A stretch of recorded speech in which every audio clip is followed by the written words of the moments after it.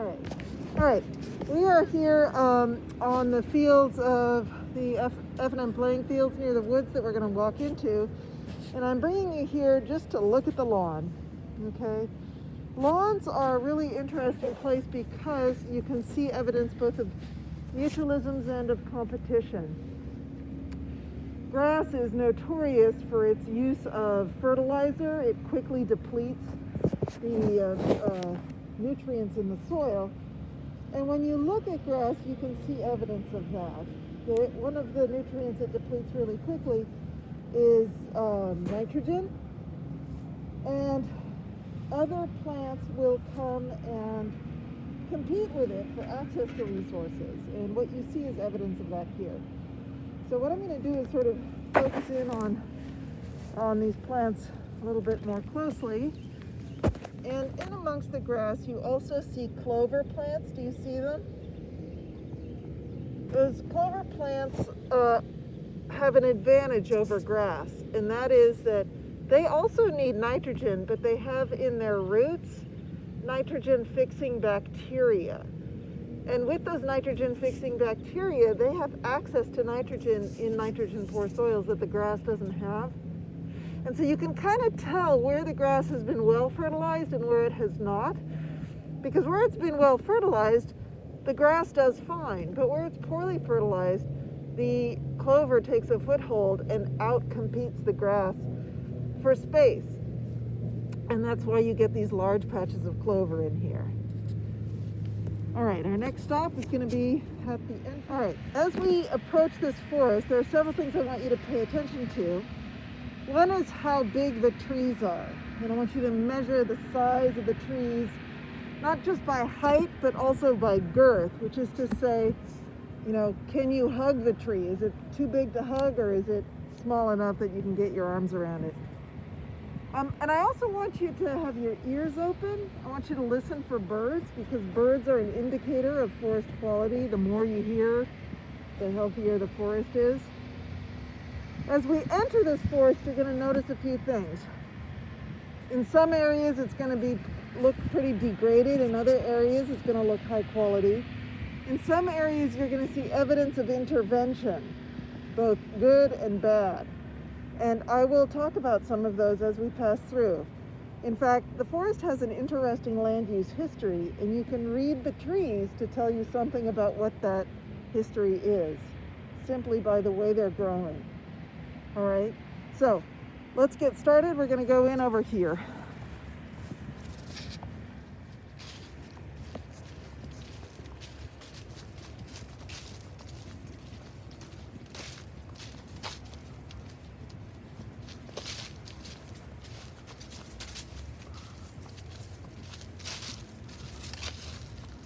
Okay, let's make this our first stop. Of course, you're probably curious about this fence and why it's here, and you may have seen that there was a label on it called Deer Exclosure. And what that label indicates is that this is part of an ecological experiment. It's a single replicate in which they are looking to manipulate the food web of this forest. And they're doing that by making it impossible for one member of the food web to get in there, and that's the deer. So what they're going to see is whether or not the dynamics of that food web change. Do you get more abundance of some species, less of others? Do some disappear? In other words, how does the whole ecosystem change in response to the removal of that single species? We'll see another replicate of this later in our walk. But then I want you to look over here on the other side and notice that we're sort of on a sudden drop-off here. There's a kind of a little cliff, and then the forest. Does this forest look healthy or unhealthy to you? Are these big trees or little trees? They're big. And in terms of huggability, are they big enough to fill your arms, or are they small? They're large. They are large. This is a big, healthy section of the woods. And yet it's sitting in a pit. And the reason it's sitting in a pit is because this used to be a quarry. So in this region that is farmland, the soils are actually acidic. And farmers routinely amend the soils with lime, which is a mineral supplement that neutralizes the acidity of the soil, making it more hospitable to the kinds of crops we like to grow on them. And to create lime, you need limestone. And so this was a limestone quarry. And then what you need to do is bake that limestone to make lime. Okay, so the other thing we're going to see in the forest is the limestone kiln that was used to bake the limestone. All right? Okay. I want you to see this big tree that we're approaching with the rough shredded bark. You see it? This is one of the oldest trees in the forest. It was planted. And the kind of tree that it is called Osage Orange. What helps me remember its name is that when you look under the edges of the bark in there, the deeper parts actually look kind of orange. And it's not the only individual that was planted, though it's certainly the largest one. I want you now to look around and see if you see any other Osage oranges and point to them if you see them. They're going to be smaller than this one.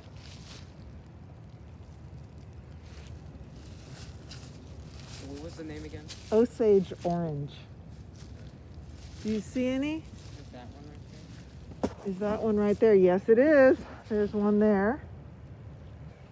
And look, there's another one right beyond it. And if you look a little further, there's another one there. And if you look this way, there are several in a row over here.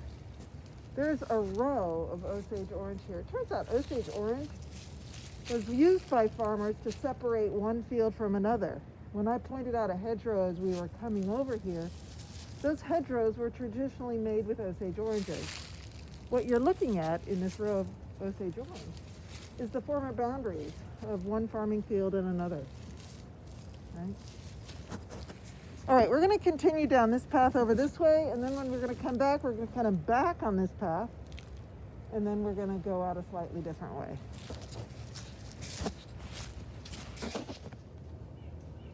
All right, we're arriving in a part of the forest where you can tell by looking at the trees that deer live in the forest. How big is a deer, would you say? Can you guys show with your hands? Yeah, so you guys are showing about how high the heads of deer are, about right like this. All right, okay, so now I'm gonna go stand by that tree, Miles, and put your hand at that height. Well, what do you notice about the tree at that height? All these are like kind of like smaller, like deer. Yeah, and if you look at all the trees, they're all the same. That difference is called a browse line, and it represents the highest point that the deer can chew. This is a place where they come to nibble on the ivy, and they eat as high as they can reach. So when you see a clear browse line like this, what you know is that there are deer in the forest. All right, let's continue down the trail just a little ways. We're going to go. All right, here we are in a random section of forest, and you're probably asking, what are we doing here? And what we're doing here is noticing that in the understory are these little plants here that look like a garden plant. In fact, they are a garden plant. It's called creeping myrtle. Creeping myrtle is something that people plant as a ground cover. It has really pretty purple flowers in the spring. It does not grow in the wild. Furthermore, if you look at this tree fall, that bark clearly indicates that it's a cherry tree. Even though there are no foundations here to indicate a residence, the garden is still here. And so we know that someone lived here and had a garden. This is like a box there. That I'm going to explain later. So you're pointing out to this little bit of rusty something, and that comes from the other side, which I'm going to talk about in a moment. All right.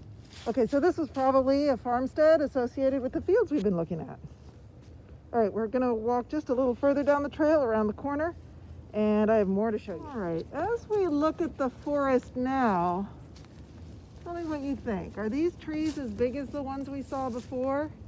No. What about their girth? Pretty thin. They are thin. These trees are not doing well in this environment. So you have to ask yourself why. We are looking at, even though you can't see it, a dump. For a while, this was a city dump. And there is trash underneath a thin layer of debris. Now, I've been coming here for 20 years, and it used to be you could see the trash, at least some of it. But every fall, it gets covered with leaves. That leaf litter gets decomposed, and a thin soil is forming, and that soil is what is keeping these trees alive. But underneath these trees, underneath the soil, is waste. And what we're going to be doing is walking down this trail a little bit, and then we're going to descend down into the forest. It's a gradual slope downward.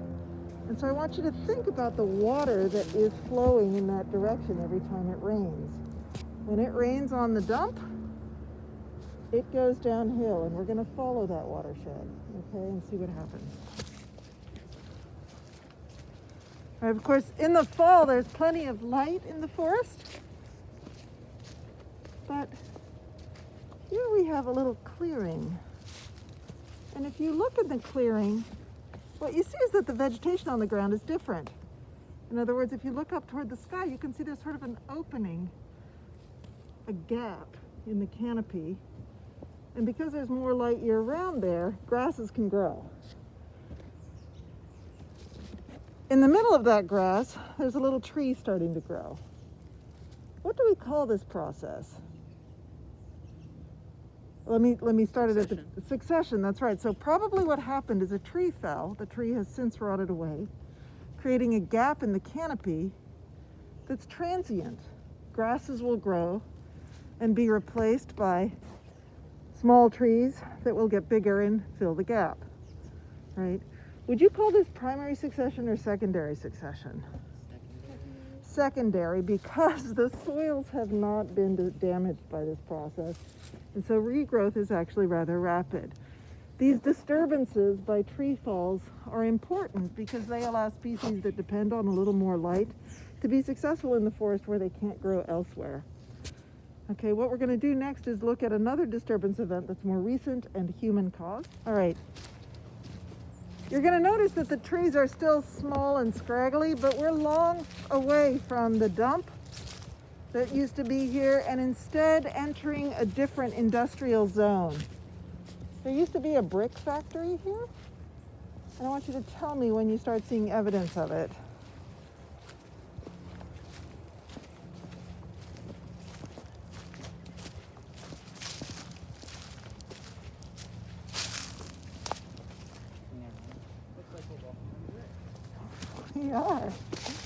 We are. So there are bricks everywhere under the soil, and that is actually what the problem is, that and compaction from industrial use. All right. But soon we'll be leaving the brick factory and entering more natural woods. I want you to keep your ears open because we're going to start to hear more birds. So we've been descending all along this watershed. And here finally is a place where the water starts to accumulate into a creek. And you can imagine that the water quality of this creek is not great. I would not recommend drinking from this.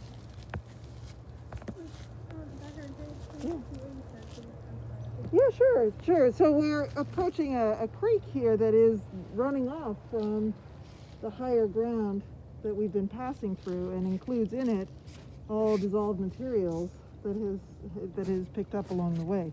We're going to cross over it and see what happens to that water. Suddenly as we walk, we sort of leave the forest and reach a wetland.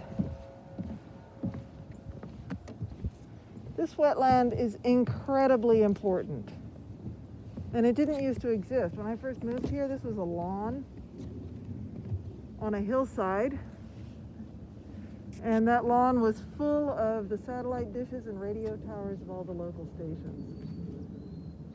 And F&M has taken that land and converted it into this functioning wetland. And what I mean by functioning wetland is this, that upstream here, the water comes in from this forest, and if I look the other way, downstream, in the distance, not too far, is the Little Conestoga River. And the water from that stream is going to go to the Little Conestoga, and on its way it's going to pass through this wetland. And wetlands are spongy marshes full of bacterial and microbial activity. And that spongy wetland, it cleans the water.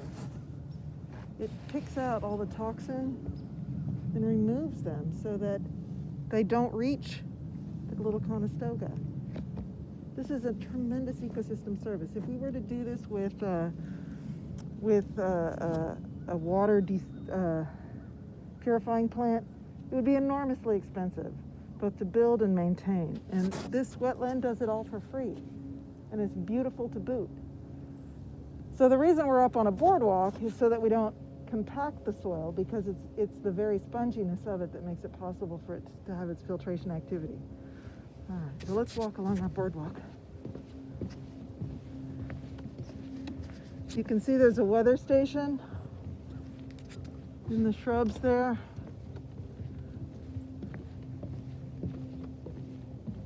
And here in the distance, you see a birdhouse has been built.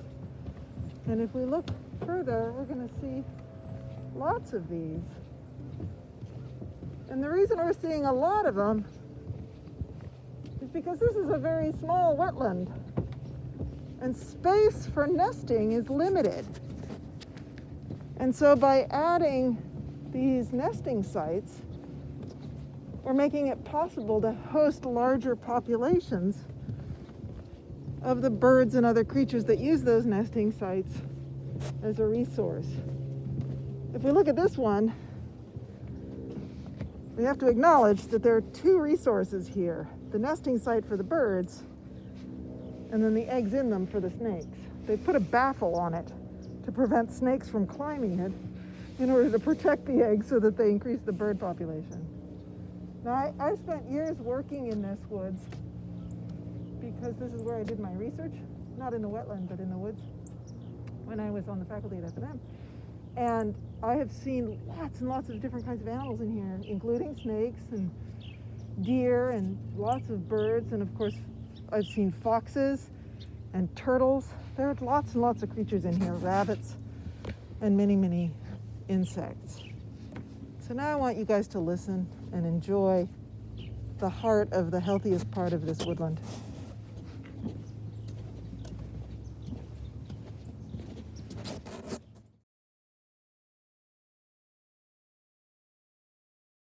I want to show you this interesting plant called stinging nettle. Stinging nettle is edible and usable in teas and for greens that you can eat. But I don't recommend that you pick it, because when it's alive and fresh, it has a defense against herbivory that we can actually feel. It has tiny little hairs on the length of its stems and leaves that on some plants just come off as fuzz. But here, those little prickles, I don't know what to call them, they're actually called trichomes, and they're hollow. And inside those hollow trichomes is a chemical that causes pain. And natural selection has favored these trichomes to break really easily in a particular spot near the tip to create a sharp opening that acts like a hypodermic, and all that chemical, which is under pressure inside the trichome, is injected into you when you brush up against it. Thus the name stinging nettle. A student has sighted a woodpecker. Oh, you planted. Let me see if I can find it here. Oh, I lost it again. Oh, there.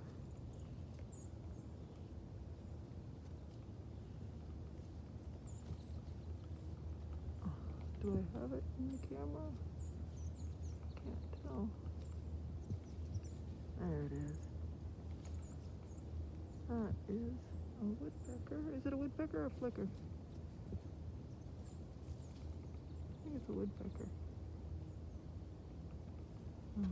One of our last stops is to talk about fall colors. I'm from the West Coast. We don't really have those. It's just summer all the time there, basically. We have an occasional monsoon season. But here, every fall, reliably, we see that some of the leaves appear to change colors to form these gorgeous reds and yellows and oranges and even pinks. We're going to pass a pink one a little later. And here's what I'm to tell you, is that they don't change colors. Those colors are always there. However, the plants have so much green pigment called chlorophyll that you can't see those other pigments because it's completely blotted out by the green.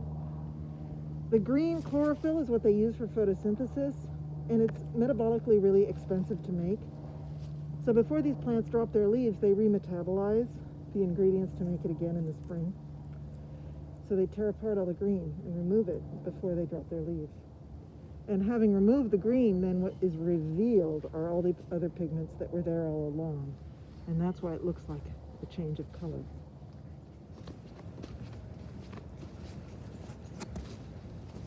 Okay, we've reached the top of a hill where there's a fence, and the reason there's a fence here is because there's a pretty deep pit. I want you to look at this pit and tell me what your hypotheses are about it. Lime kiln. Oh, yeah, got it in one. This is the former lime kiln. It was a big chimney, but what's cool is that about 20 years ago, an F&M art student came and tore down one end of it to create a little amphitheater with seating in there.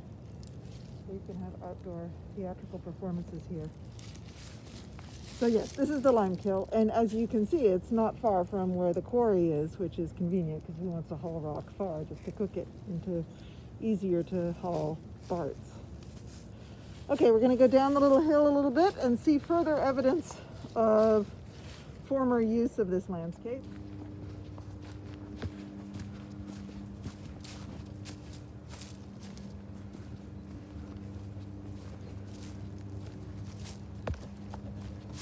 We're coming into a clearing here in which the vegetation is profoundly different. This clearing is human-made. Every few years they mow a path to keep the powerlands clear of wood underneath. And so what has replaced that mown area are pioneer species characterized by short life, the ability to disperse quickly and easily by wind, and low nutrient needs. And they'll eventually be replaced by saplings of young trees, and then the forest will simply fill this space, which is why they keep having to mow it over and over again. All right, but right now we see lots of pioneer species. And as we walk into the woods down our trail, what you'll see is that those pioneer species can't tolerate being very far in, and we'll see the disappearance of these grasses in favor of the standard forest floor.